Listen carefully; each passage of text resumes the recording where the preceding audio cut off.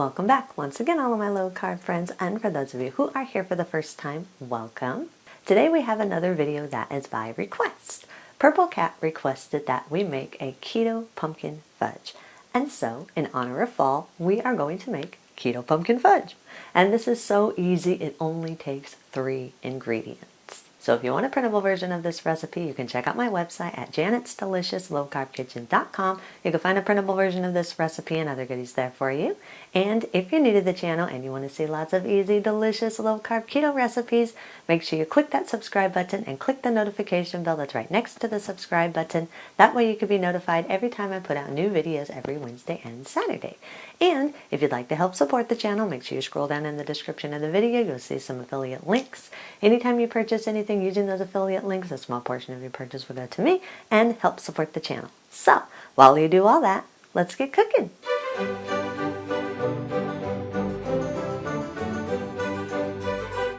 In a medium mixer bowl, place 9 ounces of white chocolate chips.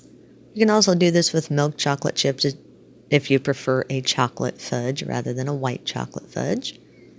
Place the chips in the microwave and microwave on high for about 30 seconds, or just until the chocolate chips are just starting to melt. Remove the chips from the microwave and stir them just a little bit. They're just barely going to be starting to melt. You just want to make sure that they're not going to burn on the bottom, so stir them around a little bit.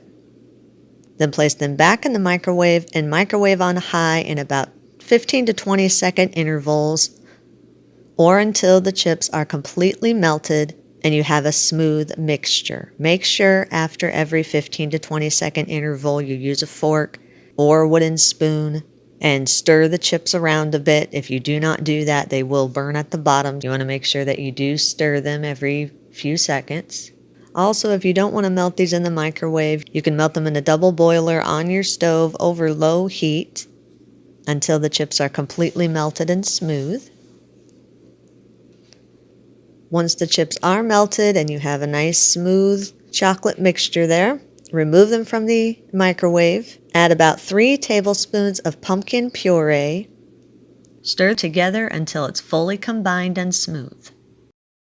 And 1 teaspoon of pumpkin pie spice.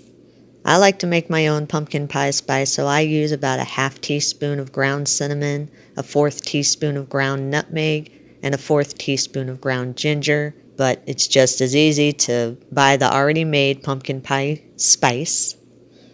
If you want to, you can add about a 1/4 teaspoon of vanilla extract if you like a little bit of a vanilla hint in your fudge. I also like to throw in about an 1/8 teaspoon of salt. This just kind of helps balance out the sweetness a little bit. You don't have to add either one of those. That is up to you. Either way, stir the chocolate and pumpkin and the spices all together until they're fully combined and smooth. Now you do have to work quickly with this because as soon as you take the chips out of the microwave, as soon as they start to cool, they will start to firm up. If they do firm up so much that you can't mix your ingredients together, then just pop them back in the microwave for about 10 seconds or until you're able to stir everything together. Don't microwave it for very long, otherwise it'll start cooking together and your mixture will be too thick to spread. Once everything is stirred all together, line a 9 by 5 inch loaf pan with parchment paper. Allow the paper to overhang on the sides a little bit. This will make it easier to lift the fudge slab out once it's firmed. Then pour the fudge mixture into the loaf pan. Use a spatula to smooth the mixture out. Make sure you have a smooth top and it's evenly spread throughout the pan. Again, work quickly with this so it does not harden on you. If you want to, you can sprinkle the top of the fudge with a little bit of chopped nuts. That's up to you if you like that little bit of bulk to your fudge. Otherwise, place it in your freezer for about 1 hour or until the fudge is firm. Once the fudge is firm, remove it from your freezer.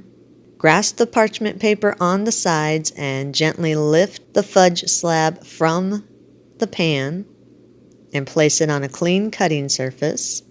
Use a sharp knife and cut the fudge into your desired size of squares.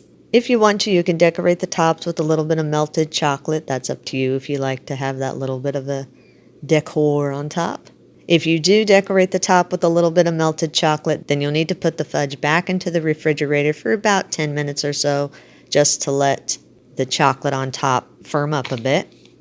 Otherwise, once your fudge is cut and decorated the way you want, if you choose to decorate it, put it on the serving plate of your choice. If you do have any leftovers, store it in an airtight container in your refrigerator for up to 1 week. Eat and enjoy.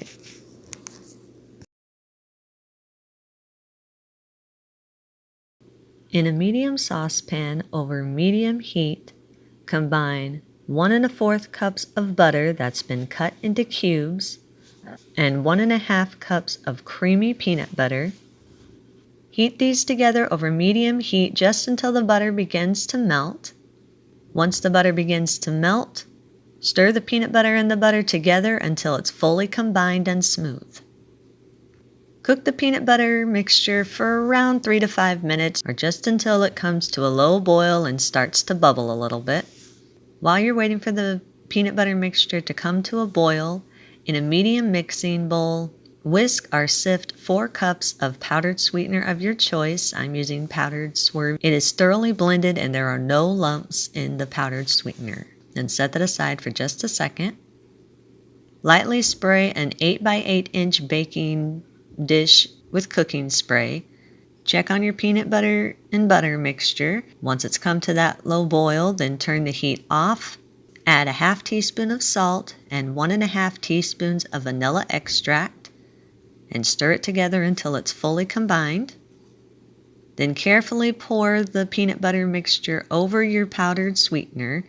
Be very careful because this is hot. Stir the peanut butter mixture and the powdered sweetener together until it's fully combined and smooth. Scoop the mixture into your prepared baking dish and use a spatula to spread the mixture evenly throughout the baking dish.